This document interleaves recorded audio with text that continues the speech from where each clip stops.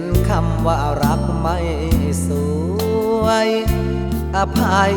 พี่ด้วยคนสวยเมื่อเธอเปิดอ่านจดหมายใบนี้เขียนจากคนใช้แรงงานส่งให้เธอถึงบ้านต้องการสื่อสารดวงใจคนบ้านป่าวุฒิการศึกษาไม่สูงลายมือลูกทุ่ง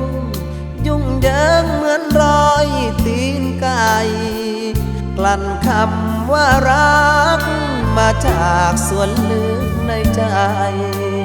อ่านได้ความหรือไม่เนื้อในจดหมาย